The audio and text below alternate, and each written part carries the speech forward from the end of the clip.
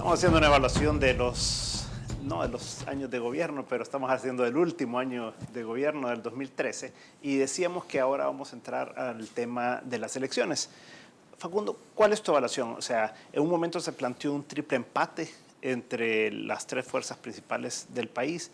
Después se ha ido decantando ya en todas las últimas encuestas que es una pelea de dos. ¿Cuál es tu opinión sobre esto y cómo puede evolucionar de aquí a febrero las encuestas según la tendencia que ya viene?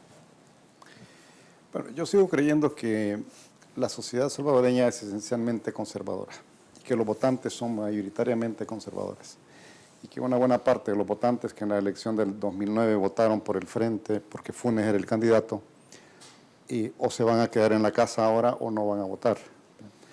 Entonces, eso hace que la izquierda, en el caso así llamada, digamos, del Frente, no sea una mayoría electoral. No solo no sea la izquierda mayoría social, sino una mayoría electoral. Ahora, ¿el Frente puede ganar la elección? Sí la puede ganar. Si 200.000 areneros se quedan en la casa, obviamente el Frente gana la elección. O sea, si Sánchez Serén, digamos, y su equipo de campaña encuentran una manera de convencer a los areneros que es más útil quedarse en su casa el día 2 de febrero, hasta en primera vuelta puede ganar. Eso hay que ver las cosas, digamos, todo depende de. Ahora, históricamente, y en las últimas dos elecciones, si nosotros nos acordamos, Shafik elevó la votación del Frente, pero Tony Saca le ganó con 500.000 votos de diferencia. Y en la elección del presidente Funes, en el 2009, Arena llevaba, yo diría, como candidato, no como persona, como candidato el peor de los candidatos. Y Funes solo le ganó por 60.000 votos. Entonces, se me hace difícil, digamos, o sea, los areneros siempre han ido a las urnas en las elecciones presidenciales. Entonces, se me hace difícil imaginarme que en esta no vayan.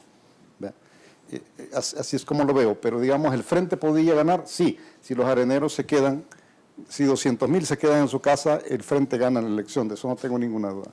Ahora, el contenido de la campaña, mira, el contenido de la campaña tristemente es a quién ofrece más. O sea, parece un juego de niños, digamos, acaparando juguetes, y yo tengo más, y yo doy más. Me acuerdo una vez cuando el hijo de Salvador Samayoa era chiquitito, que Rodrigo nos poníamos a hacer bromas, y yo tengo tal cosa, y él me decía, y yo tengo la otra, y yo le decía, y yo soy dueño del mundo, y él me decía, y yo soy dueño del universo. Entonces, así lo veo a los candidatos, ¿me explico? O sea, como bebés jugando a quién ofrece más. Y una cosa que dicen no se articula con la otra. Solo para decir una cosa. Ok, desde la izquierda normal, las políticas, digamos, hoy lo más sano es cómo se redistribuye el ingreso.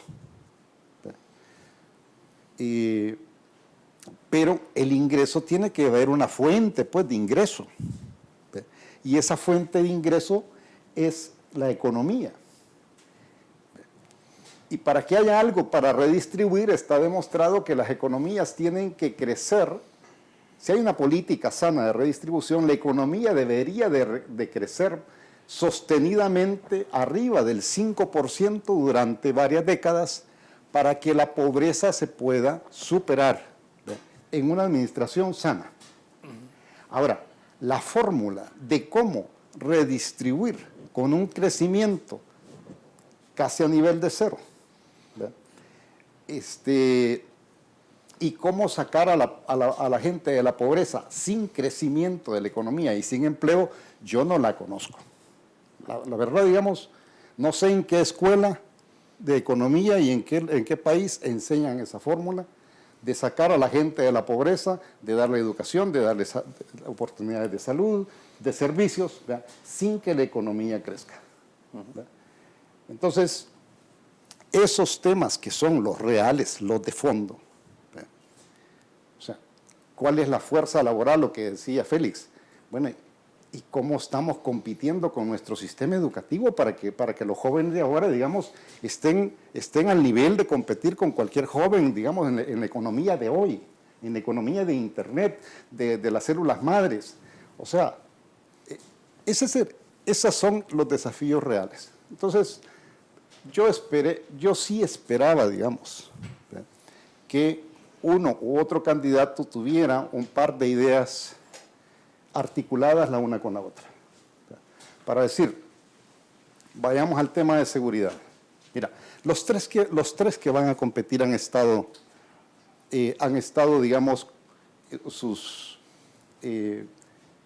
institutos políticos han tenido responsabilidad en el tema de seguridad. Arena dejó la seguridad como la dejó. Tony Saca, también Arena la dejó como la dejó. Y este lo deja como lo deja. Y entonces uno dice, bueno, ¿y qué es lo nuevo que van a hacer? Pues,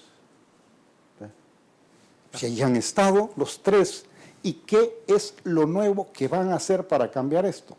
Si el país, fíjate, este gobierno, si solo hubiera hecho la reforma del sistema de transporte público, o sea, el FMLN estaría arrasando en el área metropolitana.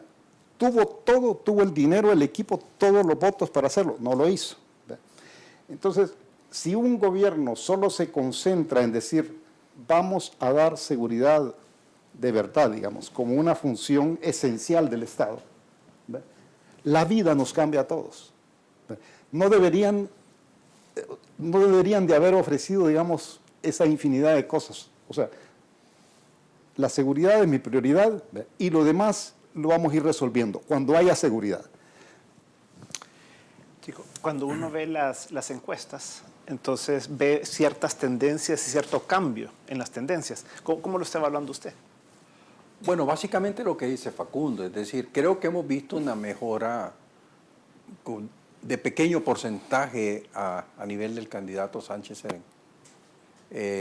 Pero creo que en lo fundamental están a nivel de primera vuelta empatados con diferencia de 2, 3, 4, 5 puntos, pero dudo que alguien tenga la mayoría. El efecto Tony es una cuestión interesante porque creo que él ha actuado como se suele actuar en los mercados, es decir, que el más chiquito es el que toma la plaza. Y en el caso de él, el estilo de él es el que ha marcado esas ofertas de la campaña, porque él, si lo ven, él es muy hábil en el planteamiento de las ofertas y es un hombre con mucho carisma en lo personal. El problema de él es que no tiene un automóvil o un tractor que lo lleve, cosa que los otros dos partidos sí lo tienen, es decir, tienen una institución sumamente fuerte, capaces de mover la gente, hay que defender el voto y ellos tienen la capacidad. El tercer candidato no la tiene. Y eso se ha visto ya en los resultados de las encuestas. Cuando ya la gente ve que no hay opción de ganar, pues empieza a suceder un fenómeno de reseteo. Es decir, las personas empiezan a tomar sus opciones. Unos se mueven a los indecisos, otros se mueven porque tienen más afinidad hacia el frente y otros vuelven a pensar en Arena porque generalmente el cúmulo de votos de Tony Saca son conservadores. Entonces, eso es lo que yo veo, es decir, creo que vamos a llegar a una primera vuelta con más o menos lo que se menciona, 35, 12 por ahí, y vamos a ir a una segunda vuelta, ya obviamente en una especie como de plebiscito, ¿verdad? De un sí no. Y ahí yo creo que la campaña va a ser una campaña más bien en el enfoque negativo, es decir, ya es un tema de regresar a los orígenes, qué significa el Frente para el País y qué significa un Arena para el país. Entonces, creo hasta ahora, salvo que pasara algo muy, muy excepcional, creo que Arena debería estar ganando en segunda vuelta, ¿verdad? Lo cual no es un pronóstico infalible, simplemente creo, tal como veo las encuestas en este momento, porque, por ejemplo, han circulado unas encuestas internacionales que parecieran dar otros números, la que mencionaba Félix, pero la persona que me las leyó a mí me dijo, pero falta un departamento. Dará la casualidad que el que faltaba era San Salvador. Si se le pone San Salvador a esas encuestas, cambia todo, porque la zona metropolitana se ha replanteado totalmente. Entonces yo creo que en esos enfoques creo que lo que yo veo llegar es esto que te menciono, es decir, un empate o cerca de un empate en una primera vuelta y una segunda vuelta con una mayoría conservadora, a no ser que pasen cosas que hagan cambiar esa situación, pero hasta ahora no lo veo, es decir, creo que la fórmula del frente es bien frente, ¿verdad? Y no, aunque se plantea como fórmula conservadora, no es vista, creo yo, por los ciudadanos como fórmula conservadora. Ahora usted ve una segunda vuelta en la que gana holgadamente Arena entonces. No sé si holgadamente, pero es que lo que pasa es que en la segunda vuelta todo es holgado. Es decir, siempre es por más de 2 puntos, porque si gana con 51, el otro tiene 49, ¿verdad? Es decir, es un tema de que va por ahí. Pero no sé qué tan holgado podría ser, 2 puntos, 3 puntos, 4 puntos, pero sí creo que vamos a estar en una situación muy similar a la inversa de lo que sucedió con el presidente Funes. ¿Coincide, Félix?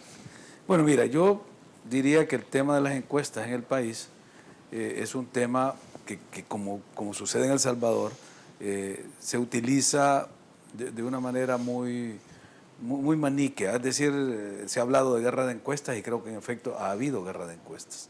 Desde la Mitofsky, que vino a ser el efecto Mitofsky, que después se decía, ¿cómo se dice mentiroso en ruso? Mitofsky. Es decir, desde ahí empezó a marcarse una tendencia para descalificar al tercer candidato y plantear ese escenario de llevar la contienda a los dos polos políticos del espectro. Y bajo esa idea de que dejando aislado al polo de izquierda, el polo de la derecha en Arena, podía fácilmente derrotarlo, este esquema mediático empezó a crear esa idea de que aquí pues ya el tercer candidato ya no cuenta, aquí son 2, y en efecto, y esto es un tema de técnica en estudios de opinión, de la forma en que se presentan las encuestas, tú podías poner en una madera esos titulares y sin mentir no estabas diciendo la verdad. El caso más claro fue el de la encuesta de mayo de la UCA, que dijo que Sánchez Serén tenía 36 puntos. Inmediatamente la reacción fue de que la UCA se había parcializado. Creo que un comentarista, Pablo Luer, para decir su nombre, dijo pues que la UCA se le habían contaminado la encuesta, que no era posible que Sánchez Serén tuviera 36 y Norman tuviera 24 o algo así. Entonces, al estudiar la encuesta, y eso es lo que no dicen las encuestas, solo la UCA es la única que lo dice, es la composición de la muestra. Porque en esa muestra, cuando se preguntaba, en la primera pregunta, ¿cuál es su partido o el partido de su preferencia, o usted está afiliado a un partido?, el 35.5% decían que eran del FMLN. Entonces, que Sánchez Serén sacara el 36 era lógico, lo que había crecido era 0.5.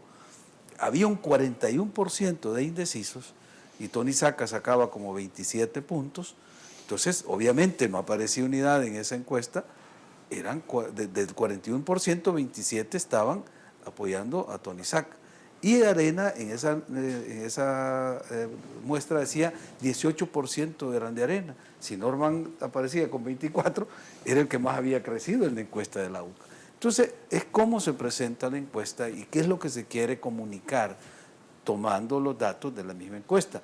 Por eso yo creo que lo que hay que hacer en estos temas es un estudio del comportamiento histórico del electorado.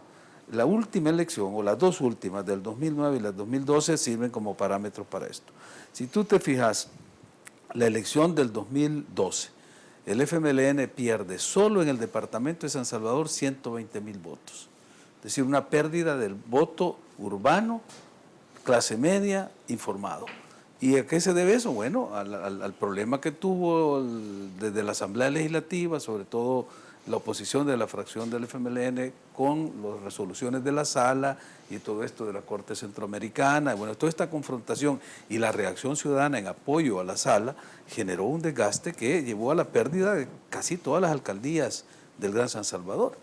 Claro, el FMLN, consciente de eso y consciente que no podía recuperar ese voto, lo que se dedica es a recuperar un voto en las áreas rurales, las zonas rurales a través de los programas asistenciales de ALBA, y ahora no solo logra compensar esa pérdida del voto de clase media urbano, sino que logra ganar un poco más, y por eso es que su 32, 33% es casi seguro, pero ese es voto duro.